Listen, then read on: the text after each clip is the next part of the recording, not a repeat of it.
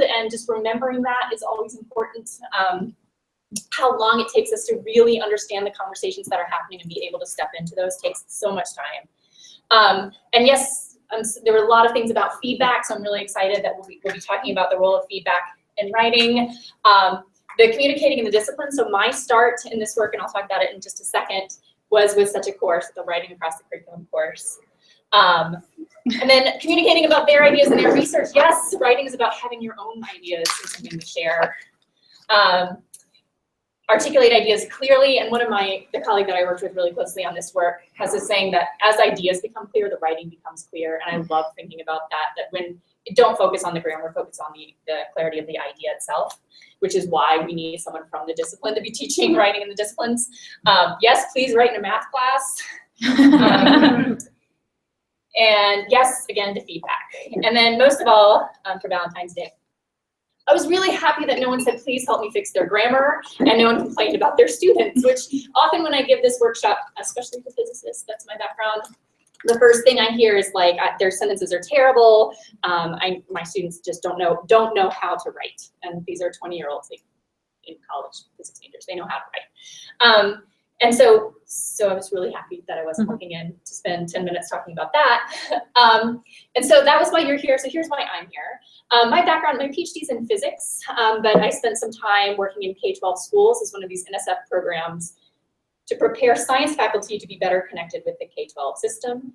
A bunch of us in that fellowship wound up ditching our science research altogether and focusing on education research, but finding it fascinating. So my background, so I come at this having seen how the sausage is made, so to speak, of science.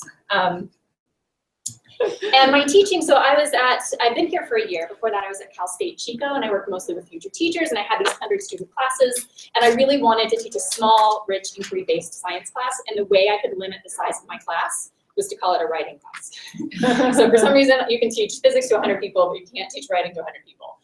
So I called it a writing across the curriculum kind of upper division course, and that was how I could get it capped at 24. And then I called up my friend who is in a composition scholar over in the Department of English, and I said, I need your help. Tell me how to do this, because I really don't want to be grading and correcting grammar all day. And she's like, good, because that's not what you're going to do. And so the most fundamental ideas for the work that I do with writing that I kind of want us to enter, like this is where I start, is that students have the right to their own ideas, and classrooms should be places where they develop those ideas and make those ideas public. And this is really easy for someone who teaches writing, because you don't want someone to be parroting back someone else's ideas about Hamlet. It's really easy that you want your students in your classrooms when you're in a writing setting, the English setting, places we usually think about writing and living, as it is a place for students to develop and share their own ideas. But in physics, we're a little bit, or my background's physics, I think in the sciences in general, it's harder for us to let go of that control over what they're saying. It's working. Good. It's harder for us to let go of that control of what they're saying and actually let them share what they're thinking and how they're understanding what's happening. And so the classroom should be a place where they get to develop those ideas in rigorous disciplinary ways and make those ideas public to each other and to you. And then the second idea that's fundamental for me is that in order to write well, you have to have something to say and someone to say it to. It is really hard to write something well if you don't really have something you want to share, and you really don't know what your audience is looking for when you share it.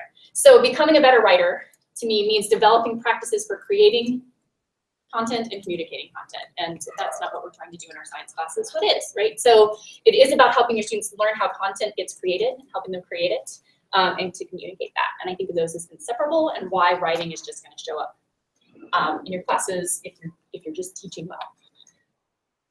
All right, so the structure of the workshop, so I've done this kind of like as a whole day thing at summer conferences. So I'm going to give you some brief overviews of things I would have done if we had time, like reading, that one we're going to do together. We're going to be reading text together, and we're going to look at whiteboards and peer feedback together. And I'll give you a brief overview of kind of what I do with lab notebooks and presentations and more formal papers. And then a final discussion, so if you have more questions about that, you can find it. I also have a website that right now you can't access because my Google link didn't work, but it has lesson plans to go with all of these. So you should be able to see more and ask me questions if you have them.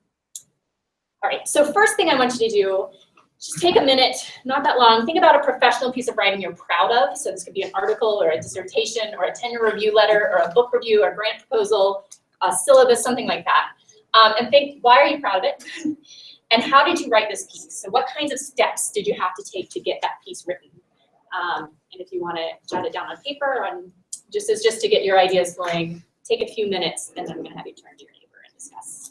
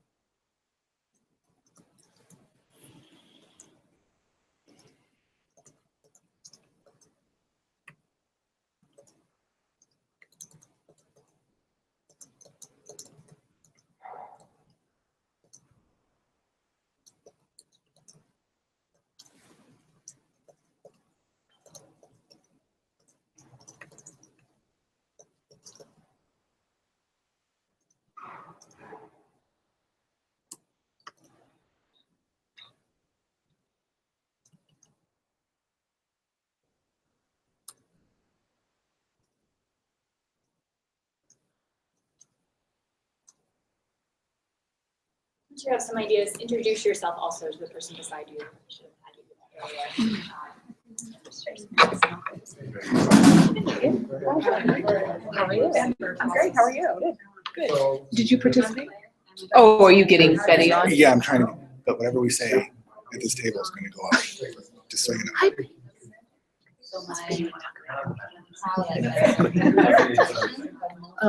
Okay, so I picked in grad school a particular and I was proud of it. It was the combination of a lot.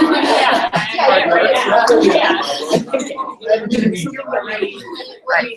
This idea, you didn't really know that we could make it happen. And it did, right? And we were able to explain so I feel like we're supposed to be able to finish that. Right. So was the hard work in the research in the lab, or was it in the writing of the thing? Well, it was computational, but yeah. Oh, okay. Like more mental. Okay. Right. Yeah. And experiments. Can we explain this? Can we, derive this equation that explains it? No. Cool. How many people were involved? Just me. Okay. And my advisor. Okay. So that's your weird thing. Yes. And then the how. So I wrote, you just have to start writing somewhere. But I had to have done the work. And I probably started writing the methods first because that's the easiest, right? Just describe what happened. But then I also knew that I was probably building ideas for how the people would move throughout the year. Because once you know how to write a paper, you know that you're going to write a paper. Right? And like so different from ours and what might happen. I love it. And then I said also that it was probably relatively easy because I'd already written a number of papers.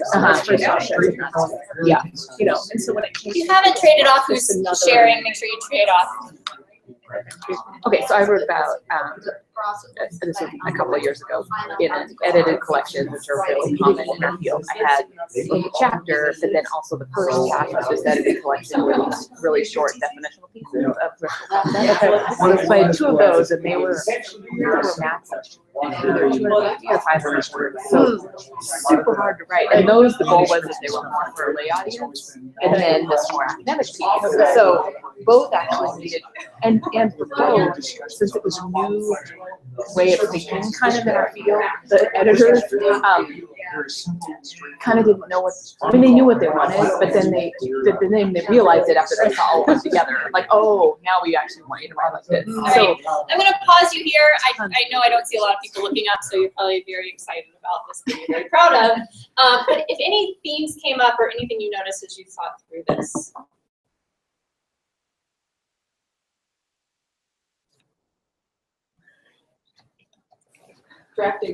Drafting. Revising. How long did the thing you're thinking of take you from the beginning to the end? oh my goodness. More than a semester? Yes. Yes. How many eyes were on it before it got put out there in the world? A lot. A lot. Several. If you think about all the places that writing happened before that thing went out in the world, in terms of emails, conversations, notes in the margin, all of the ways in which there was, first off, a semester is an arbitrary timeline for students, and it's really strange to think of trying to produce anything substantial, significant that you're super proud of in a 15-week semester. We're working on a time scale that doesn't lend itself, especially when you hear things like we need to turn in at least 3 assignments with this amount of feedback for it to count. So just keep that in mind of where your students are, where they're coming from, and what kinds of things you can expect in a 15-week semester, and what kinds of things you want to support in the writing process around getting out. More substantial, more public, more professional kinds of writing, the more important things I think of are the smaller steps along the way that we might be able to support more consistently in our courses. What I want to take a minute and do, if you have your laptop or are near someone with a laptop, if neither, I can give you a piece of paper that has it on there too. And so it's not going to be in the Google folder, it's just going to be going to tinyurl.com, Atkins Elliot, 2 L's, 2 T's, 1. I'll go back to that site. And on here is something that, for me, when I was thinking about teaching writing in science, my colleague Kim Jackson shared this with me. It's from another colleague who was at Chico State, now somewhere else. But it's things that people who study the teaching of writing say are things that we as a field agree on and know. And as you read through, you'll be in a Google Doc. You can add comments as you read. And I'd like you to kind of do that with, is there something you agree with or disagree with? Is there something you find confusing? Does it spark an idea for you? Any other kinds of comments or things you notice or want to talk about as you're reading this, please do in the margins. And that's the tinyurl.com, Atkins Elliot 1 should get you there. Is anyone having trouble? Is anyone able to get to that site? Good. All right. I don't know that I can comment. Should be. Where did you want us to? Yes. Yep, you can comment. Yeah. I'm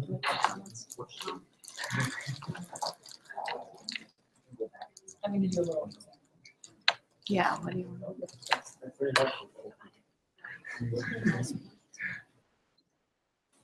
What is it grammar universal? What do you mean there's no one good writing, Leslie?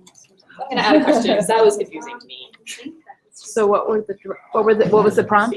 As you read,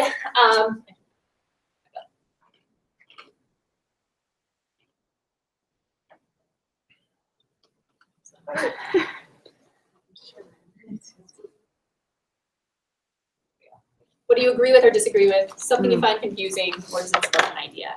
And then as you see other comments pop up, you can comment on those as well. If anyone would like a hard copy. That's a good one. Oh, maybe it's an iPad thing. What's it?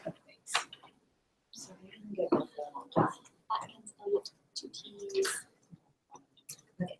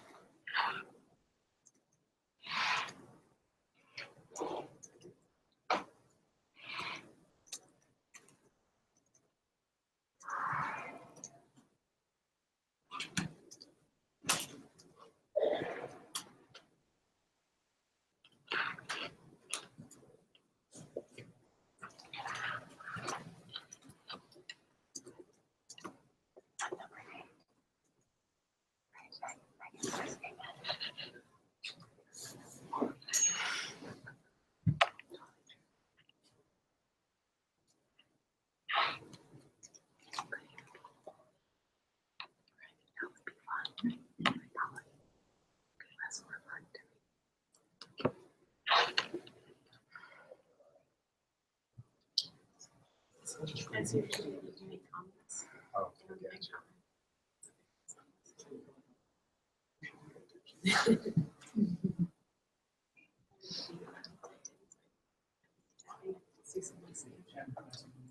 Well, I feel like that is one I hadn't thought about. It's a new one. Yes. That's like just kind of let things slide. It's saying something.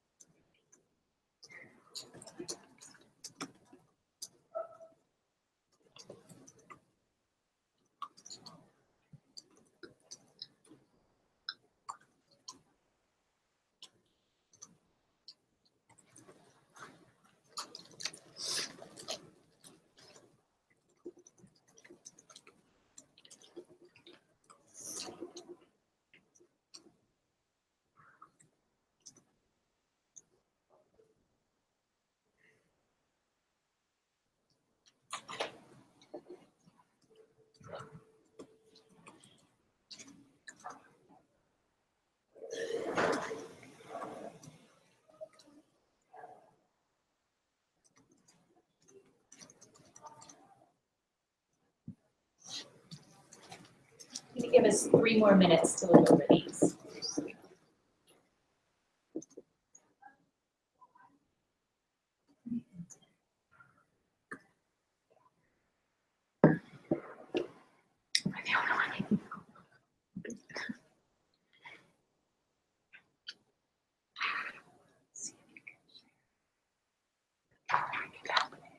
Was it put up the things you were wanting us to think about?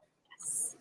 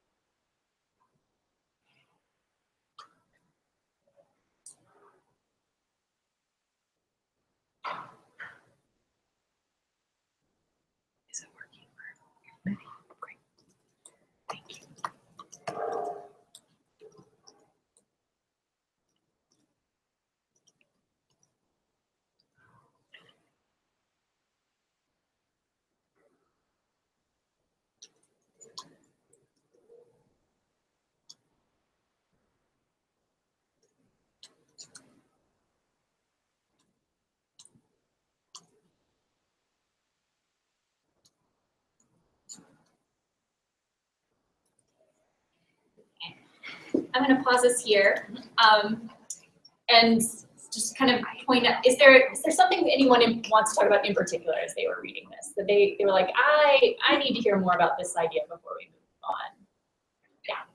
on. Number 10, I agree with a lot of this. I mean, well, pretty much everything. I just had a question on this because when you're dealing, or in my class, they're working on a semester-long writing project. So I'm having to teach them the language of research, what is research design, while they're thinking about a topic. And I have little smaller writing projects so I can start seeing how they write and give them some feedback. But if they have a first draft and then I barely get it graded in time for them to have enough time to edit and edit and edit and then turn in the final. So if I don't mark some of those errors, then how will they know? They tend to think, oh, it's all good, and I'll just turn this. Yeah. I would agree. So I would say the point of it, so it says marking errors on one paper does not lead to improvement on the next. Yeah. Students learn by revising one paper before going on to the next. And so I think it could be something as small as, I'm going to point out for you that at one point you're not getting your subject-verb agreement consistently. I'm going to point it out for you here, and your job is to go through, say, like, I found at least 5 examples of these. You can go through and be careful about that in your next iteration. But that I think there's been a tendency in the teaching writing to simply go in with your red pen, correct the things, and hand it back, and they don't get practice then redoing it. So I would agree with you, especially if you're handing it back to them so that they can then go back through it, revise it themselves, and turn it in later. Yeah. Okay, that makes sense. Yeah. Any other questions about things that come up as you're reading this? It just makes me think about how expertise gets built. Like, you know, like I think I'm always becoming a better writer Yes. because I'm a fine writer, but you know, I always have more to learn, right? But nobody's giving me, I mean, I guess that's not true. People do give me feedback, but it's not teachers giving me feedback. Right. It's people who are saying, I don't really understand this. Absolutely. So one of the things I point out when people are like, but when I need when they leave my classroom them to be able to write professionally. And so I have my book out on writing now, because in science. I wrote it with 2 other PhDs, one of whom has a PhD in writing. It went through a round of initial edits, developmental edits, further edits before the line edits. The last set of edits that came back to me, and this is after probably 6 people with PhDs, had over 200 things I still needed to fix in a 300-page document. And that is what professional writing looks like, right? It is this series and series of feedback from your peers over and over again until the thing is out there in the world. And I think, especially when I've done this workshop with high school teachers who, they don't live in a world where they're publishing things professionally, and they're shocked to realize when it leaves our desk how many more eyes have seen it before it left our desk and how many eyes see it afterwards, and how much like informal feedback is always happening throughout. And just getting students used to having lots of eyes on a thing before you share it is a sign of professional respect for one another and for your ideas, and it's how writing actually gets made. But how can you do that in like a 15-week period? How can you do that? So I'll show you some ways to do that in a 15-week period, and it's not going to be, you know, we're not going to send them off to PhDs to edit them, right? So we'll talk about that. All right. I love showing that when I've shared it with in workshops that have been mostly with faculty in composition and rhetoric. They're like, yeah, we know this, and they rush past it or get stuck on little slight differences of thought. When I first read it, it was transformative because I was like, oh, good. I get it is by doing science with my students that I get them to be better science writers. And so what does that mean for teaching writing and science is essentially we're gonna be able to do science together, have lots of eyes on a thing together, engage in the practices of science, which are very literacy heavy, writing heavy, even if you haven't thought of writing in that way before. This is something someone had commented on, don't learn to write well by reading things. And I do this kind of, whenever I have something meaty to read with my students, I'll put several copies in a Google Doc and have them read and comment together and get my feedback. So by the time we're all in class together, we've read and annotated and commented on a thing and tried to understand the meaning that the author has been making. So this is just an example of students trying to figure out color and what's happening in prisms. And we've had some ideas, read a piece, and now they're commenting on the side. So I use this a lot in terms of learning to read together. Journal clubs in science, this is how we learn to read together and how we learn to eventually create our own journal articles. So I use this a lot in my classes as well. So that was not only to get you thinking about writing, but also to get you familiar with my image. All right. So I'm not going to go into detail too much about what I do with notebooks, except to say that my students always have a notebook with them and are always writing.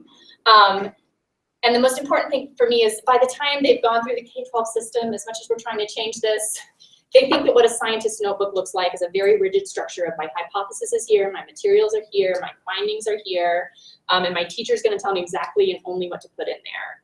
And so I start by showing them, and going back to the things we know about writing, over-concern with error too early in the writing process hinders meaning-making and the development of ideas. So I don't want them worried about what goes where in their notebook.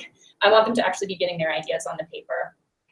And so we start off by looking at famous examples from scientists' notebooks. So this is Darwin, this is Linus Pauling, this is Marie Curie, this is in French. But to kind of look across them and notice what do they have in common, what do they have that's different, what does it seem to be the purpose of the lab notebook is for actual practicing scientists. There's often a very public role to them. They're going to be part of patent lawsuits perhaps in the future. There's also a very private role to them. Linus Pauling's are great. I'm astonished. It's 18 days since I started thinking about White Knight, and my students are like, 18 days.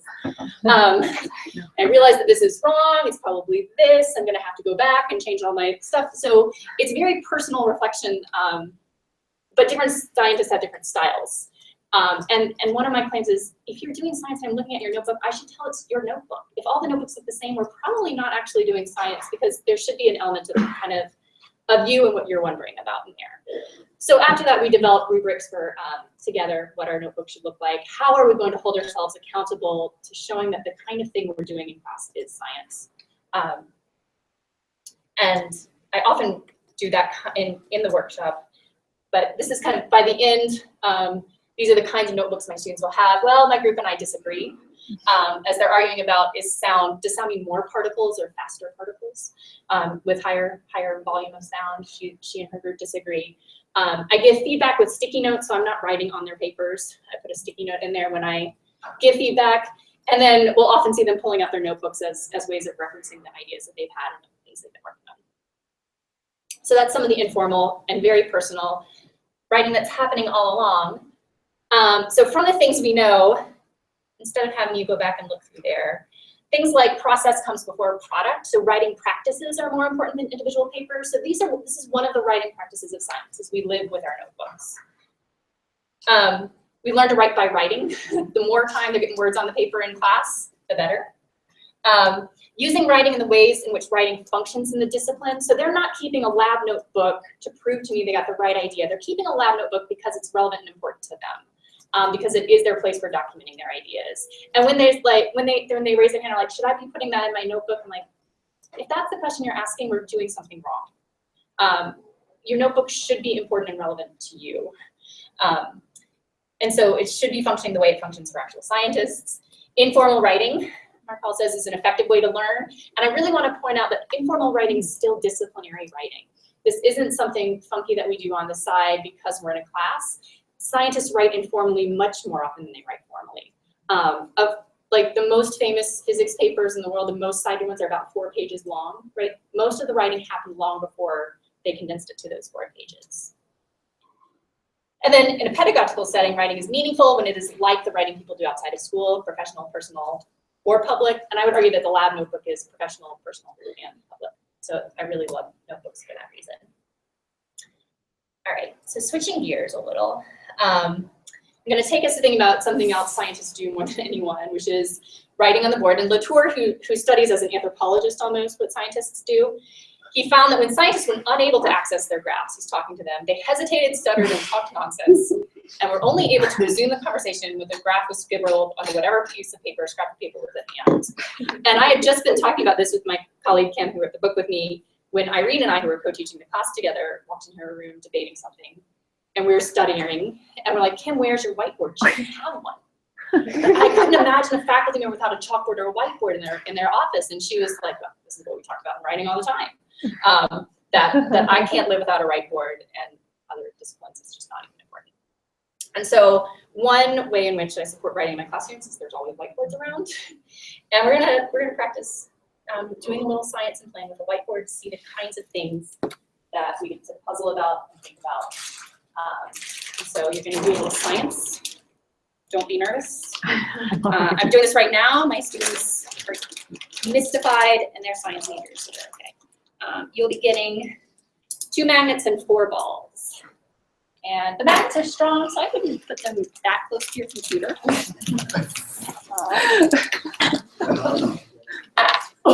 And you're gonna set them up so it's ball magnet. And then a ball far away. Can you start with the far away one? Okay. Oh, I see. And you're gonna let that little ball out there on the end. Yeah. The English major. All right, I'm gonna let this one roll. Roll it. I think you have to like mic it the first time.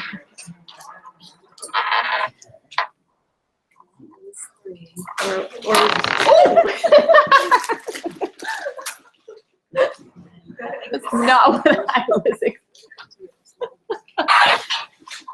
Okay. Ready? Good.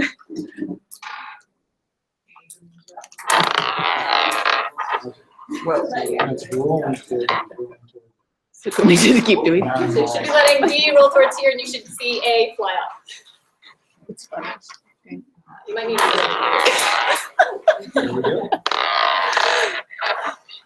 Okay, what if there's only 2? Okay. You might want to. I started about a finger's length away. So it still works. Okay. So what if there's only 1? Put an eye out. Okay, hold on, let me try it again. Like if I. No. Okay. So there has to be that distance. Where is the energy in the Alright, so this is a puzzling problem I use when I'm starting energy. We have not done anything about energy. We puzzle through it. Students are sketching things on whiteboards, coming up with different places it might be. Some are saying it's in the magnet, some are saying it's way out there in ball B, some are saying it's in this configuration. There are a lot of ideas that are out there. We start realizing and working our way back towards a simpler problem. So I like to start with complex. I think one of the hardest skills to teach is how to find the simpler problem. This is a pull you out of the mathematician. If there's a problem you can't solve, there's an easier problem you can, and your job is to find it. So we'll work through this with my students. What I would like you guys to think through is the simpler question that this often leads us to is just thinking about that first ball that's far away as it gets closer. And so you can think about the magnet with a ball so far away, it's like a, you know, it's not going to be pulled in. One that's close enough to really be pulled in, and one that's touching. And then I would ask my group, which of the configurations has the most energy? And to work as a group to answer this and put your answer on the board, what I'm going to assign you guys to do is I want this group to come up with why a student would say A. This group to try and figure out why a group of students might come up with B and try to make that argument on your board. This group, why they might say C. And this group, why someone might say they're all the same energy.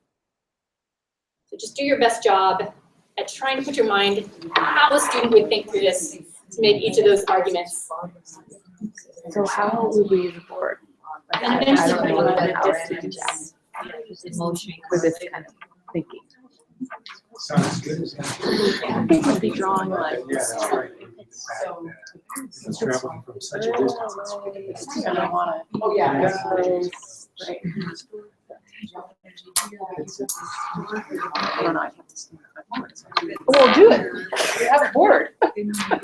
I'll be your thinking partner. I'm very good at being a thinking partner. Okay, so they're all the same. So we're trying to say why a student would say they're all the same. Right. So what would a student be? Drawing. Yeah,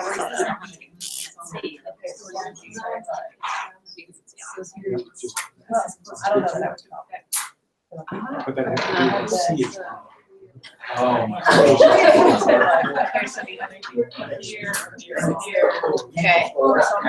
In here. Right. Okay. Yeah, get your ideas up on the board.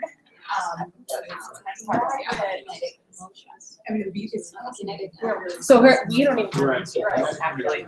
Yeah, we're doing the simpler. So I need to erase them, right? Because we're doing the simpler problem.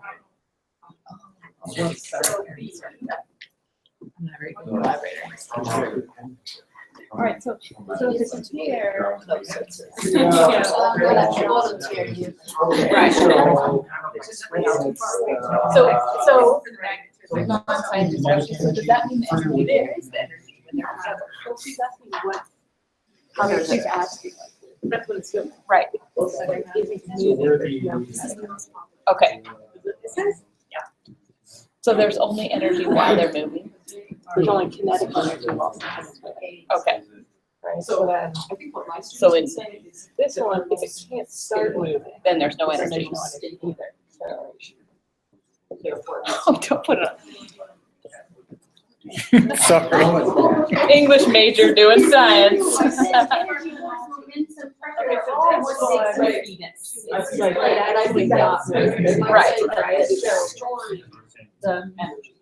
Does it even, it does even without it, right? Even without the ball? Yes. Imagine Obviously. what kind of stuff are they thinking? But why would a student say those are all the same? Yes. Energy is very well, you know, to each other.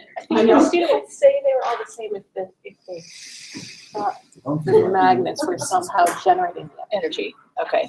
right? Because then it doesn't matter where the ball is to start. Right. The action happens. No And matter. the energy somehow stays in the, yeah. So maybe it's the same.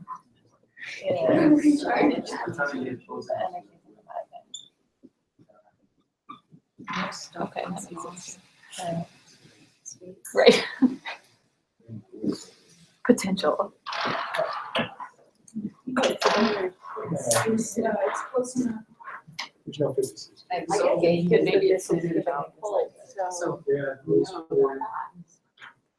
that the momentum is Right, that they spontaneously go. It has scans.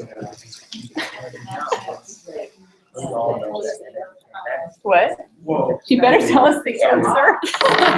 I'm curious. That's what the engineer says. I'm curious if the engineer and the chemist and the physicist all agree on that.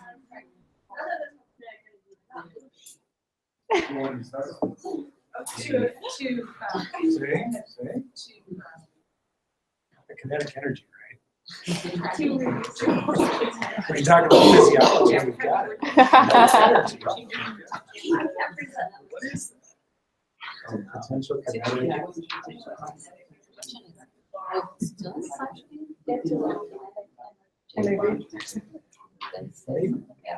High school. Maybe physics. I know some of the students, we do something kind of like this. I find they write a lot of really good. And so you would use it as somebody for diagramming equations or? Since I'm not doing research Yeah. right now, no, but like with teaching, right? I mean, I would almost always to explain something. Jump up and be like, look, she looked at the atom. That's cool. Oh. you- Has the most energy. Start. Okay, here's the question, does it work for climate? No, don't walk. Yeah, why did you get Going us through- When I really thought that So important. I just see it. I mean, like, why, Oh, there we go. why improve your grammar on an idea you're gonna change? Yes, so it works even once. Right, but I don't think it shut it off yet. No. All right, take just one more minute. People have to check it out. Yeah, not at all. It's more, it's gentler. Right. That's my pretty sure that's not the ones from school. Huh? Yeah, perfect. All right. For the mag, it's not attractive. So this is actually a course I'm teaching right now. We're working on this very problem, and we spend a lot of time at the whiteboard. And what I'm going to argue is that what we're doing right now is writing instruction, right? And it's I'll have a slide in a minute. Like, you might be thinking I do this anyway. I didn't know I was teaching writing. One of the reasons I love, and I didn't used to love, and I love teaching energy, is you almost can't define it in a way that's going to work across all contexts. So then even looking up the definition and finding some answer like it's the ability to do work is not going to help them. And spending a lot of time negotiating and refining and trying to define in a range of contexts what counts as having energy is a really difficult, challenging, representational, you have to draw on representations, I think, kind of problem. So let's start hearing, and I'm going to start hearing from groups, and I want you, as you're listening to them, to imagine yourself, even if you don't like the answer you put on the board, imagine that it really is your answer and you really believe it. And to think about the kinds of counter arguments you might offer them. And so we're gonna have kind of a mock conversation, or you might actually believe what's on your board, so that it wouldn't be mocked, no one has to know. And so I think I'm gonna start with this one over here. So this group was tasked with saying that they all have the same energy, this magnet ball system. Can you explain what you've got up on your board? You want me to be that? So the English major will do a great job of explaining what the engineering major helped her think through. So we think they're all the same because we think somehow, and if they are all the same, the energy is somehow stored in the magnet. And that would make them all the same. So what I hear you saying is, same magnet. Right. It's like if I had, here's a tank of gas and there's a car from it, way far away, a tank of gas and a car near it, tank of gas and a car right at it. So it Still must a be tank of there. gas. We know whatever's going to happen in here is because of the magnet. So shouldn't they all have the same energy, same magnet, same energy? Right. Right? Right. Does anyone, like, I don't even hear about your reason yet, but with that, does that idea make sense? It's the rhetorician in me convincing all of you. And I think I was telling this group, like at the start of a semester in physics, the ideas of energy, momentum, pressure, force, speed, all of these kinds of mass, inertia, they're not just kind of one whoosh of oomph. That what we're going to be trying to do over time is like start to pull apart those ideas so that force and energy might not be the same thing after all. That it could be possible to feel a lot of force and not have a lot of energy, or vice versa. So that's where I'm going to with this magnet in particular. But so right now, I think they have a very they are right if they used a word that wasn't energy. If they used field, they'd be doing really great, right? And there's no reason for them to know that field and energy aren't the same thing yet. Okay. All right. So if there are no clarifying questions for them, and I helped clarify for them a little bit. Anyone else like to share? Who wants to go next? So, which one? Okay. So we had the first A furthest away. Yeah, like I said, grammar and spelling, right? So we thought what the students might say is that the further the ball is away from the magnets, if you start to roll it, it has a longer distance to pick up kinetic energy. So by the time it actually gets to the magnet more or less directs it, it's got enough energy built up that it'll snap the other ball out. Any questions for them? Does that make sense? Or does someone want to rephrase what you think they're saying? So then kinetic energy gets accumulated. Yes. Okay. Because someone in our group said, well, if you look at C that's pressed right against the magnets, there's no energy at all. If you took the ball and put it right against the magnet, there might not be energy at all. So just the opposite, the further away the ball is, the more energy it might have. Right. So I could see students coming up with that logical argument. Could be somewhere. Somewhere, but it kind of sounds, tell me if I'm putting words in your mouth. I'm picturing when you say that a snowball. Yeah. And then I don't want to say the snowball at the top of the hill has a lot of snow in it, even though it's going to be the one that gets the most when it gets there. However you want to phrase it, you're the physicist. But I feel like you have an idea that isn't even out there at all, which is neither A, B, C, nor all, but that energy is in between the two somehow, like snow, that it's going to accumulate as it goes past. But A would be the snowball that gets to be the biggest. Yep. Okay. So this is still an argument that at the end of the day, A is going to have the most because it's going to collect all that snow. And B would have very little snow, and C has no snow at all. Seems to be consistent with what you're saying about A. All right. So that's a different idea from energy. If they're thinking that what the magnet has is energy versus they're thinking that the energy is like in between the two. I'm going to say. All right. And let me turn this one around.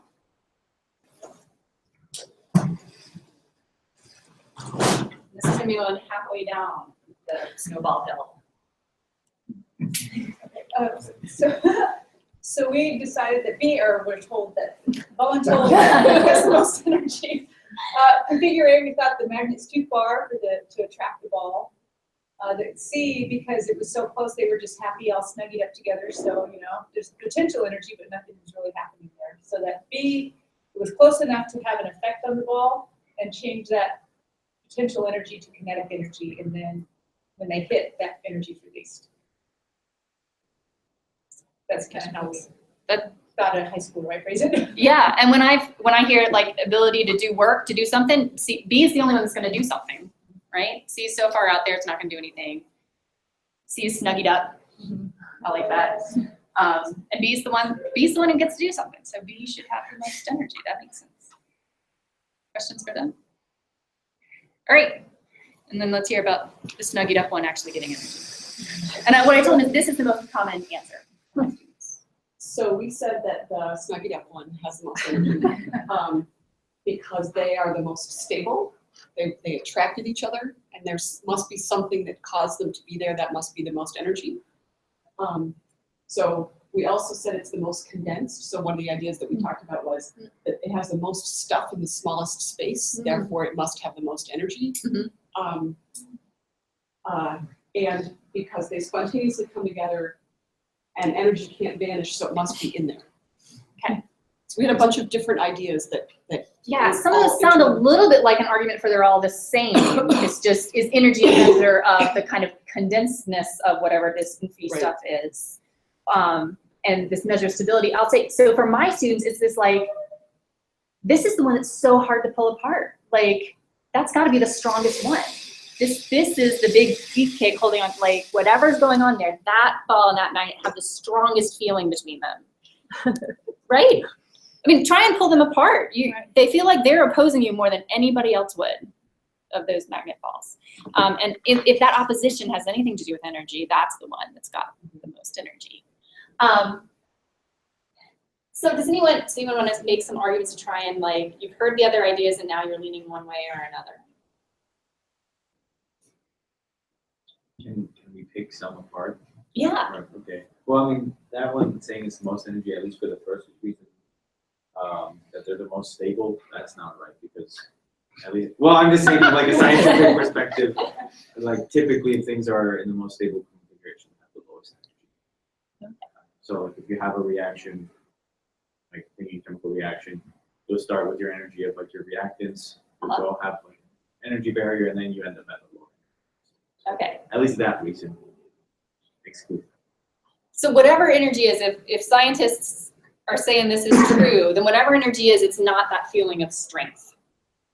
Well, in this context. In this context. It's, Another context. I don't know about commercial organizations, but like for chemical bonds. For chemical bonds, at least. Chemical bonds, we think stable means low energy for some reason. So then what is energy if that, like, that's Something.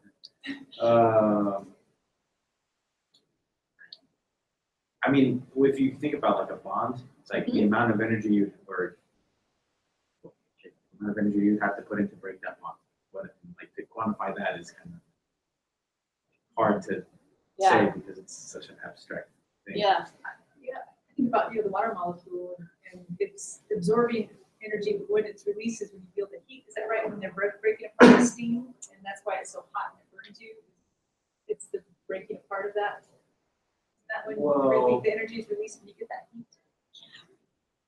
So is it like, is it as these things get pulled apart, the heat comes off, which to me would say the closer they are together, the more energy was in there. Is it pulling them apart releases energy? Right. These ideas are so hard. Any other thoughts about? What happens, so our students coming into this just with their own ideas of what this energy means. It's just the question is hard, like what configuration has the most energy? What does that mean? How does a configuration have energy? How do these things have energy? What does that mean? They have a lot of intuitive ideas about it. They have an intuitive idea that there's something more about this, there's something more about this, and there's something more about this. And what I'm eventually, should I give it away? What I'm eventually I'm gonna give us names for each of those morenesses, right? I'm not gonna do it yet.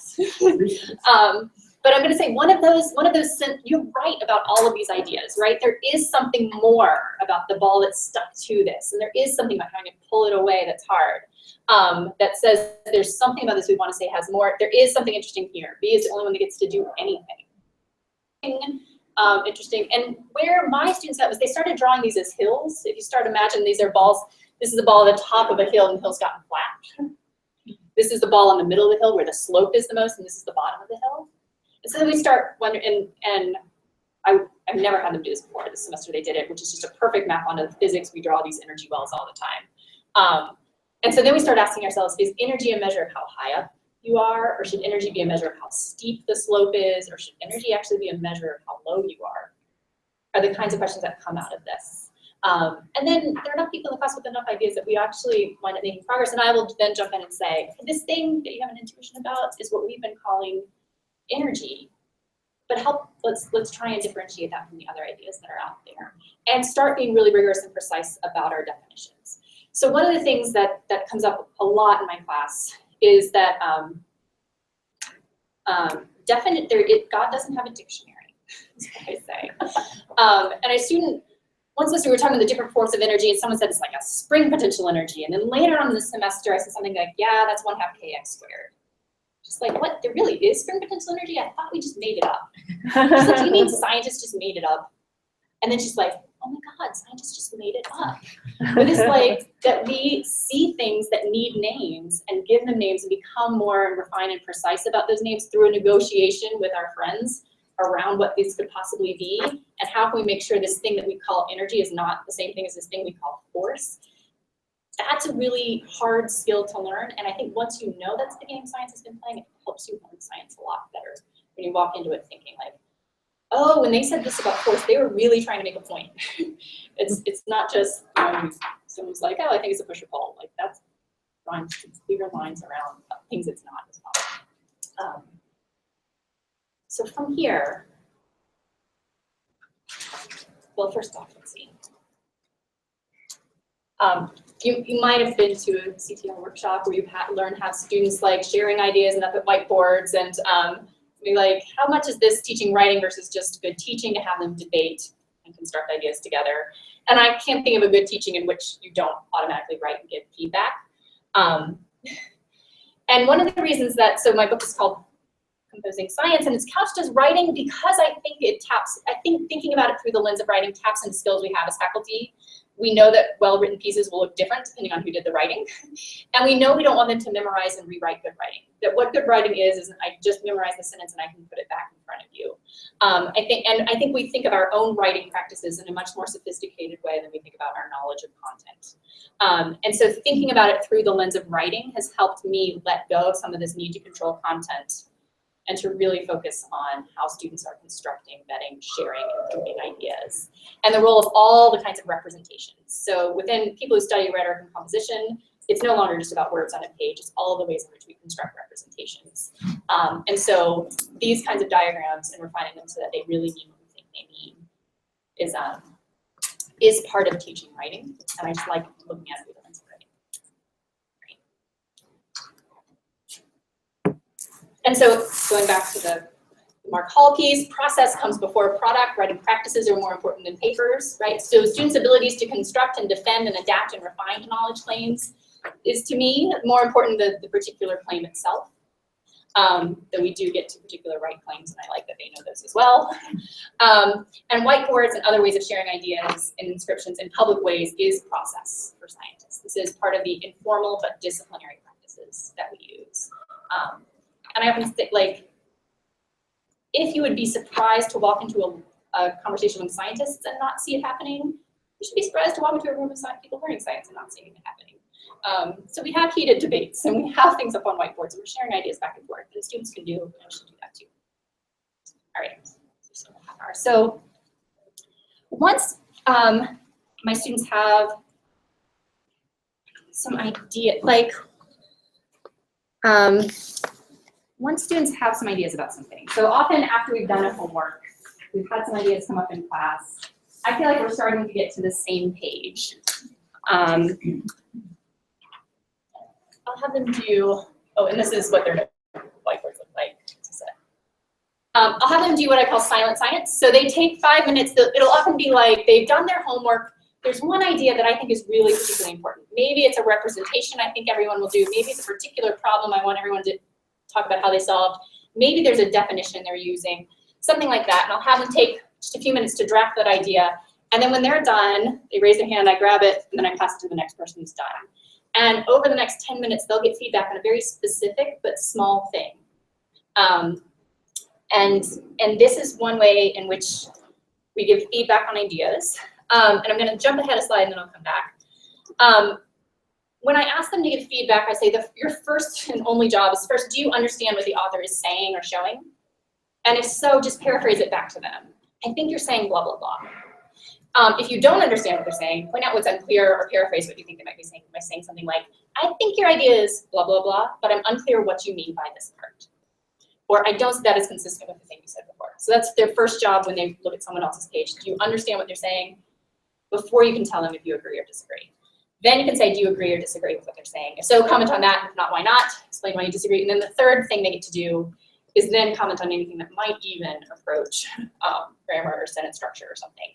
Note what they're doing well and what more they might need to do. So it could be like the way you diagram this, you use different colors. That was really helpful for me to see your ideas. It could be this sentence here was really clear for me. Something like that comes up in step 3. So this is how I structure them giving feedback. When you just say give feedback, you'll get, you probably are, I really like how you wrote that. And another thing that comes up a lot in my classes is giving critique as a sign of respect for their ideas. So if I send a paper off to get reviewed and it comes back to me, I really liked your ideas, your sentence structure is great, I would actually be offended, right? Similarly, I would be offended if they just corrected all my grammar, or if they're like, if they circled every time I misspelled the same word, I'd be like, okay, I got it the first time. It's enough, right? We don't do that to our colleagues. We shouldn't do it to our students. I really emphasize, and usually you probably do too, when you're reviewing other people's papers, you emphasize, do you agree or disagree with the ideas? Do you buy their claim? And so the first and most important job in looking and in being someone who provides feedback is the claim. And as my friend Kim says, when the ideas become clear, the writing becomes clear. So pushing with clarity is often pushing on the idea, and that improves the writing. So I want to show of hands, would you like to actually see what it's like? So we have a half hour, and what I thought you'd do at this point is to try out your best job at representing energy, picking one of the scenarios you agree with, and then trying out a silent science and seeing what it's like to get feedback from your peers. I think the reason to do it is to give you a sense of how this plays out in the classroom. I think the reason not to do it is you're like, I know where this is going. I get a good sense of what it's going to be like. Can you please just tell me where the energy is and move on? And I won't be offended either way. And feel free to abstain if you don't have an opinion. So raise your hand if you would like to try to write this out.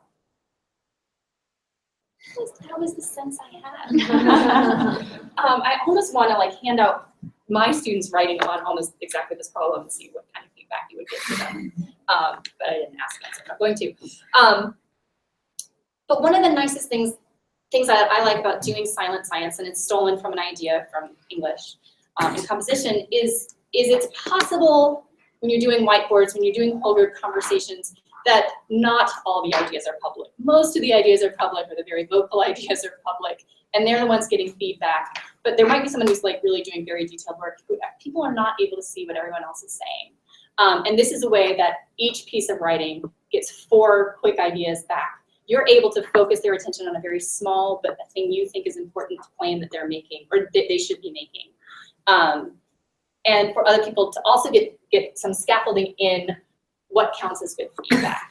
I do a lot early on in the semester in giving this kind of feedback so that it's been modeled for them before they're starting to write it on other people's papers. So that's what I like about doing this really quick. How long would this all go on for? So they're writing for 5 minutes, and then how long would the feedback process go on I for? try and pick something really short. So the feedback can take about 5 minutes per person, and so maybe 15 to 20 minutes. Okay. And I do it during a lab where I have a 2-hour chunk of time, say. Okay. So it's usually not a whole third of my class. You can also prepare them in advance, say, we're going to be doing this in class, come with your thing already written, we'll pass them out. And then by the time I'm having final papers, I'm gonna say, like, I need your final paper to have seen 3 eyes before you turn it in, so they know, they practice doing this with other people, they know what peer feedback looks like, and before anything gets turned into me, it's already gone through that offline. Other questions? Does anyone struggle to think of an example of a kind of thing in their class that could even, this would even work with?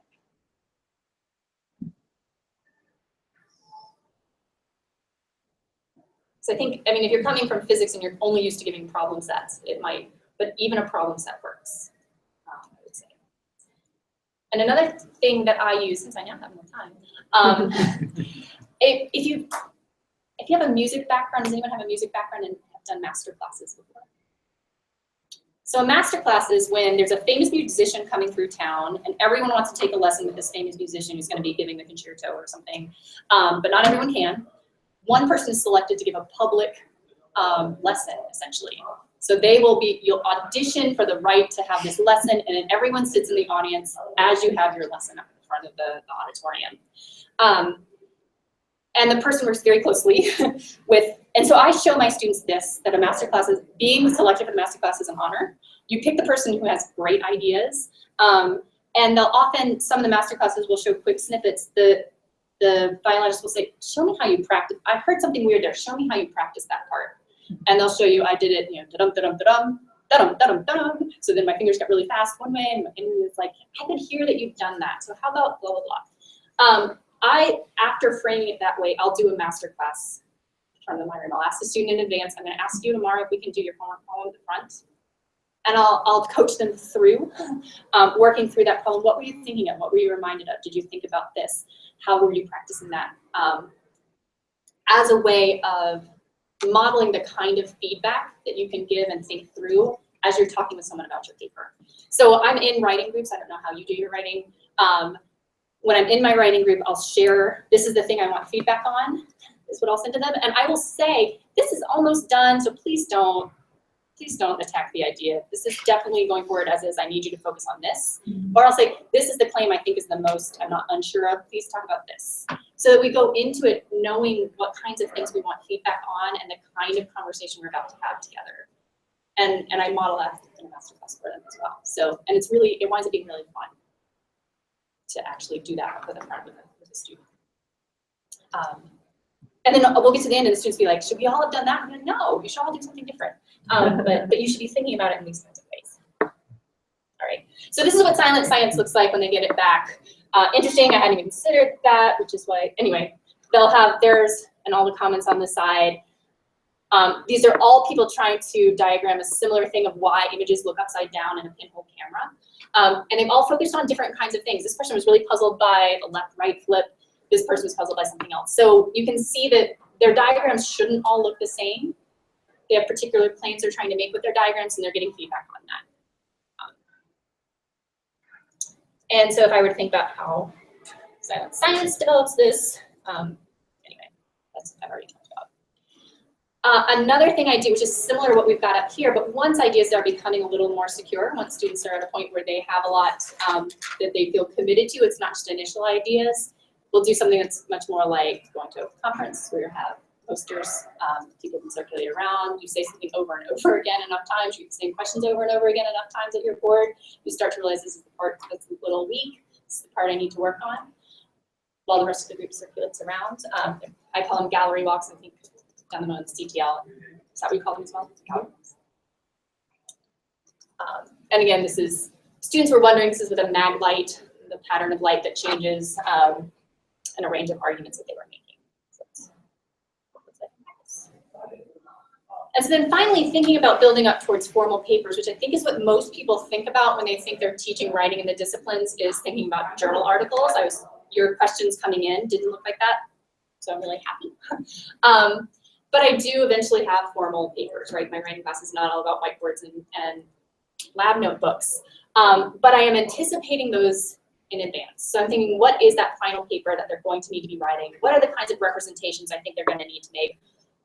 what kinds of counterclaims can I anticipate them needing to speak to in that? Can I make sure those conversations get played out in our classroom in advance? And so we'll have notebooks and whiteboards, silent science, gallery walks, the readings they're doing, the annotations on the side, and homeworks are all building up towards that final assignment. And this for me was when I first got my kind of, oh, you're teaching a writing in the disciplines course, you're going to need to have 3 drafts of your papers that get feedback. I thought, but by the time they're getting the 3rd round of feedback will be 4 weeks later from the last time we talked about it. This is what that iteration and that feedback looks like. So it's not that they've turned in for me this full paper 3 times, but they have had feedback ongoing around the ideas that they're going to be submitting in their final paper. Example I can give is that when I'm teaching about how light works, our ultimate paper is going to be how does the eye work. And I anticipate at the end of this, students will go in different tangents, but the students can explain at a minimum the role of the iris, the lens, and the retina in vision. And so I structure my homework assignments in that way. So the first one is, what if we only had a retina on our skin? Could we see what would be the problems? We want to just like with energy, there are lots of ways of talking about it. With vision, is it just too washed out? Is it just too bright? Is there an image there we can't see, or is there really no image there at all? Once we work that out, what if the retina was inside a little socket? So now we're anticipating what is the role of the pupil in that? And then what if the socket has an iris, so we can make that pupil bigger or smaller, and then we get a lens. So these are the assignments they've had all along that essentially structure them towards writing the eye paper. They've gotten feedback on these ideas all along, but they haven't actually been getting feedback on this one paper all along. But at the end they say, can I just turn it, can I just take the paragraphs out of each of these and staple them together? Like, almost, yes. It's just like after I've done 4 conferences, I can write a journal paper and just pick up all those pieces. And even the grant proposal is going to wind up in there too, right? So just like by the time I'm writing paper, I've written a lot of these sentences over and over again. They have to. And then that formative assessment. Earlier assignments are in service of developing understanding and crafting well-written explanations and constructing diagrams. And so ongoing multiple drafts is what I was saying with feedback does not mean I revise the same paper 3 times in my classes. Which does happen, right, when you submit to a journal and come back, and submit and comes back, and submit and comes back. That to me is not the best use of 15 minutes. All right, so now we have about 15 minutes to talk about questions.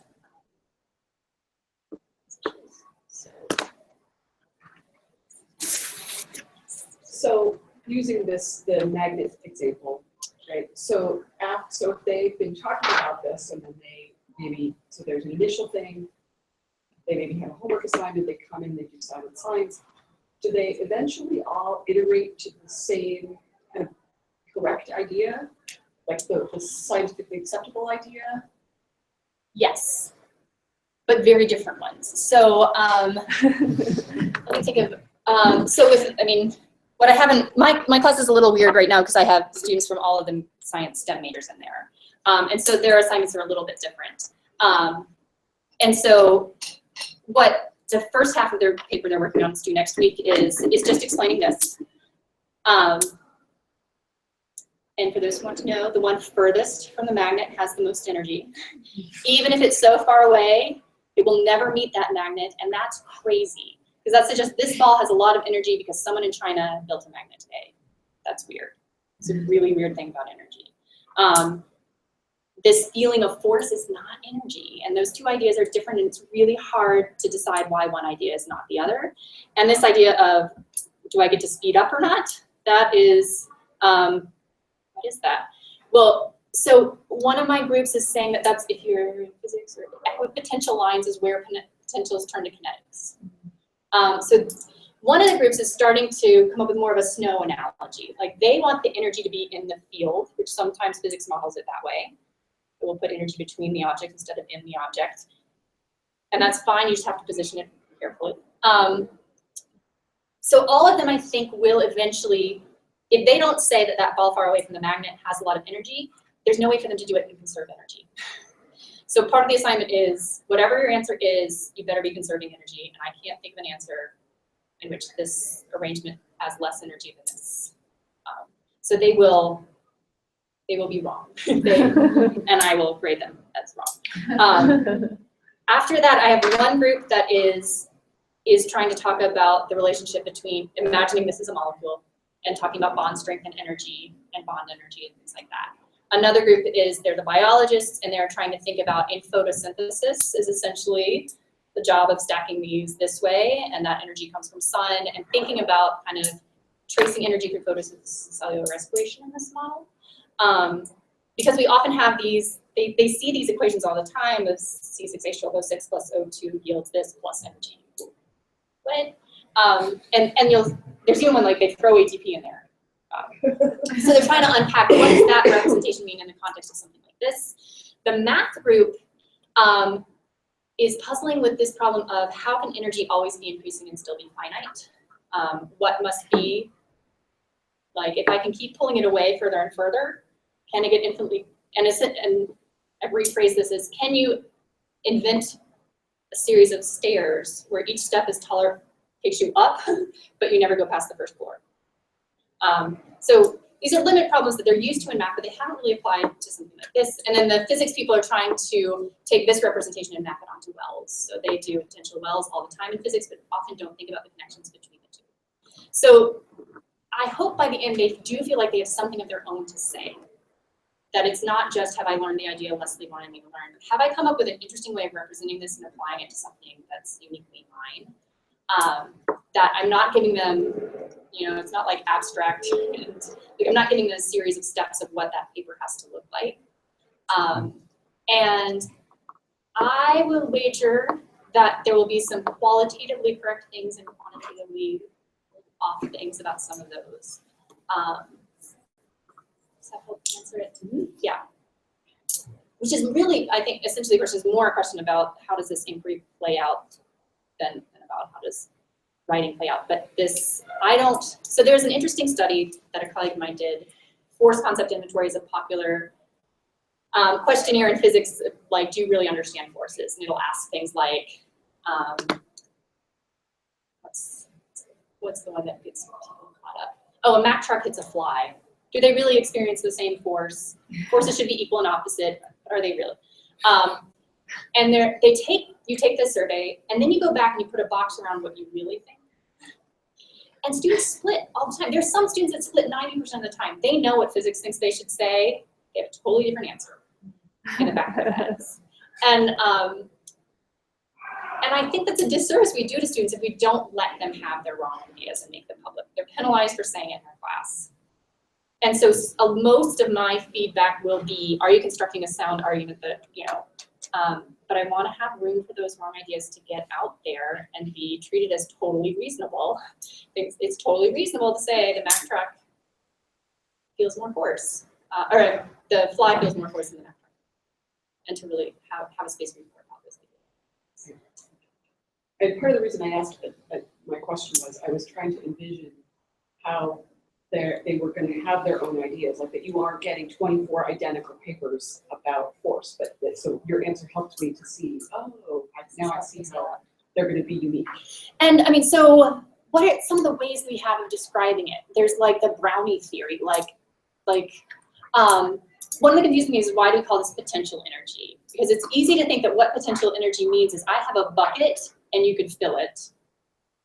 And then I'll get water. Like if we had potential water, is it potential water an empty bucket or is it ice? And we confuse these with potential energy. Is potential energy the ability to get energy, or is it actually really energy just in a different form? And so I give them these analogies, and they start inventing like, oh, here's what I'm thinking if I think it's this. So they have different ways of representing and talking about, anticipating, and responding to counterclaims too. So. How do you assess the informal and important writing that they're doing? I mean, it sounds like they're working groups a lot, but then also writing their own. One thing I do that is controversial in College of Ed is I grade attendance. It's like if you are in the classroom having the conversation, you're becoming more expert in this field. And if not, then I'm structuring the class poorly. It's not your problem, right? So if you don't show up, I mark you down. There's no way to make up having had that conversation. And the local school district is moving to standards-based grading, which is, I've articulated a very clear thing and you can show that you can do it. But if I think of learning as participation, like you can't show me you know how to participate unless you participate. So that's one of the things that I do. I do collect notebooks. They have that rubric, and I give them sticky notes. They tell me, like, they're like, I think I have good evidence of showing my development of my ideas on page whatever, and then I'll just turn to that page. I found ways to make this not so time consuming. And then I do at the end have them do a writing portfolio, but mostly that's to make them reflect on for themselves on that. But if it is truly important that you've done that to write the good paper is the evidence you've done that in a way. Like no one can sit down and write the paper in science is proof that you did the work. You know, the paper at the end of the day, if you can clearly articulate and do the thing, then you probably did the informal things that supported it as well. And I hate grading. So that's part of my, I can rationalize everything when it comes to grading, but still giving lots of feedback. So this isn't so much a question, but something that really resonated with me. I've used writing in my classes a lot to try to help students learn concepts. And I remember at this ACS workshop that was in Boise, someone said, you know, you have to treat learning science as learning a foreign language, right? And so we can't expect our students to walk in and be able to write elegantly about the concepts in our class because it's really like a foreign language to them. Yeah. And so I thought about it, like if you had asked us to just write an answer to this right away, it would have been horrible because we hadn't thought about it. We didn't have the language. Yes. And so on, and like giving students those chances to fumble through that are important. And to know, like, I think of anything you write in science as part of this ongoing, incredibly long conversation you're jumping into. You are talking to someone. You're answering questions that have come up. You're disagreeing with things that have been said before. You're adding another piece of data to a puzzle that's like going on. And to walk into a room and jump into an ongoing conversation, that's impossible. So really supporting them in knowing, like, Energy had these debates 200 years ago, but to kind of get a sense of themselves, locating themselves intellectually in this culture takes so much time. And I find it easier, so there's a lot of talk around the importance of writing to a public audience. To me, the public audience for a lot of these ideas are your peers in the classroom with you. We're not going to get to a point where my students have something to say to a professional physicist about energy. We kind of do. I mean, I think I have some ideas actually that are interesting to tell physicists about energy. But when I think of the audience to whom they're writing, it's the person who had the different idea on the whiteboard over there. Is there any way you can scale this up to a large class, like 70, 80, 90 students? So my colleague at Chico State does jumbo writing courses. And she does it with writing mentors. So they meet so it's essentially this kind of thing, but with each of the pods have a TA who's in their learning how to teach writing program that works with those smaller groups. And what if there's no TAs, just you and 70 students? So what do you want to scale up? Which part of it? Well, I don't know. I mean, it seems like the ideas of writing to get their ideas across and allowing them to have bad ideas but be considered on the same level, the same seriousness as maybe the correct idea. I like that part, but I'm not sure how you could do that in a very large class. So And other than having, you know, a boatload of homework that you have to grade and right. provide feedback. With the grading. So there was, I've been interested in this, so I've taken some MOOCs to try and see when it's done well. Is it ever done well? And there was a philosophy course from Harvard where he throws out like a crazy idea and gets at least 1, 2, 3 people to articulate those ideas and give weight to those ideas. So it's not that everyone's idea is getting public, but you can hear your ideas and someone else's that's being said and shared, debated, considered. That's not going to be the same in a sense. I do think, so the Google Doc, I create that as something that you can't make one for the whole class, right? You have to break it down so that there are 4 or 5 people commenting on each one. But that's one way to get ideas out and shared.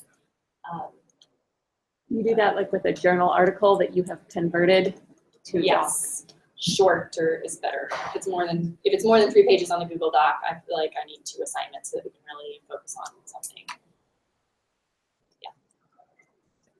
also seems like the silent science stuff, you would have some non-compliance, right? So if students had to come in and write, and then trade papers, there would be some students that just didn't do it, right? But particularly if that kind of prompt is something that is also going to show up on, say, a test, and you'd have to decide, do I want to grade 70 short things on a test, right? But that might be a way to motivate students to practice writing and practice getting a little bit of feedback, because it will come back and benefit them later. Yeah. And you could check just for completion, right? Checking 70 papers to make sure that they wrote something and then got some feedback is, you might not be able to do it every day, but and you might be able to do it with one TA who's circulating and helping with grading.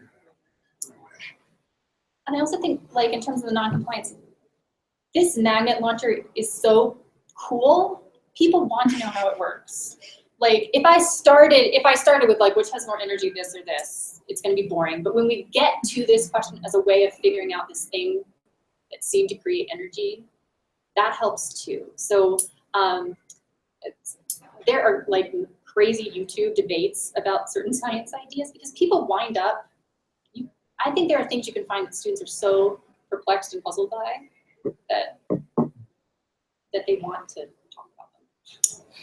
And they have crazy ideas about them.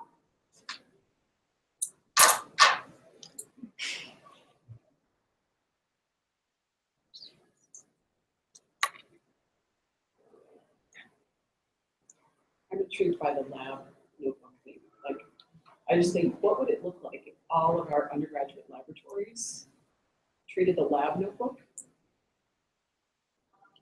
as how you described it? They'd have to change their labs. Yes. Yes.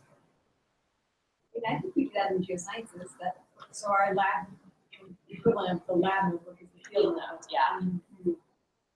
That's how I learned how to do geosciences. Right? Yeah. There's some things that are expected in, like a date on the page and where you are, but then the structure of it and what's there is. And we encourage them in geosciences to write things that will help them, like I'm grading them, and sometimes they'll say, like, I had Jimmy John's for lunch, because that will help them remember that they had a stomach ache when I went on a hike, So, like, they do really personalize it in geosciences, but we do require, like, you need a date, you need a hypothesis at the beginning of the day. But we talk about, like, we look at scientists' notebooks, and for the ones from the Manhattan Project where it's shared among a whole group of people and it's held under a lock key and you don't take it home, it's really different. It really depends on your goals for keeping your notebook that are going to help dictate what goes in there. But I would say I bet geoscience students' notebooks look more like a geoscientist notebook than any other science undergrad notebook. That's definitely true. Because you're out in the field, you're not like. And they also have to draw pictures, which they all think they're very bad at. So they have to practice something that they're not good at. So they get more comfortable with the idea that their notebook's not perfect. Because we make them Yeah.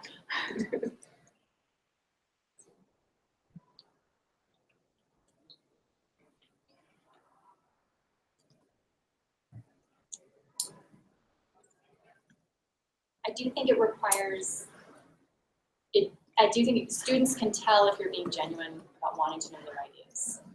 And if at the end of the day, what you're going to do is grade them on whether they said the right thing or the wrong thing only, they're going to figure that out pretty quickly and stop playing the game that you wanted them to play. And so there does need to be this consistency between your assessment and what you're asking them to do. So thinking back to this 5-minute silent science where they do menu switch and all that. When you ask that third prompt of what have they done well and what might they do better, that kind of prompt, would they be looking at content of how they shared that idea or got their idea across? Is that what they're what did you do well, what did you do better, or what? Usually, so sometimes all they've done is put a graph up there. We're going to critique how people have created a graph or a free body diagram or something, and it will be clarity. It'll be I like how you used color, I like this and that or the other. I like how you defined in advance what all of these terms were going to mean. things like that. Things they might do differently would be, I saw somebody who used color. You might think about using color here. It's usually that kind of thing. Yeah, I'm just trying to, I've got an idea of how to use this in my class, but it's that third prompt because each student writes on the topic they're passionate about. They're doing a lit review, they're doing the research and writing about a topic there. So I'm breaking up little things on, ultimately that will help them write that paper. And one of the things I was thinking about doing with this then is to talk to each other about the topic they're writing on. And have them spend 5 minutes or so writing a paragraph about their topic and what have they learned so far from the peer-reviewed articles they tend to look at, and then maybe doing this thing. But then that idea of then, since each one is individualized, you're not writing about a common topic in here. That's why I was wondering how that third point. And so when I stole this from the English class where no one's writing across the same topic, but they are all getting feedback on whatever topic. So it could be just wrote well, or I just didn't understand anything you said, kind of thing. Right, or like I'm still unclear what the big debate is that you're going to be speaking to, or whatever. That kind of thing. Yeah, great. It's time. Thanks for playing along with me. Thank you. Thanks for coming up with ideas about energy. So Leslie, are these PowerPoint slides?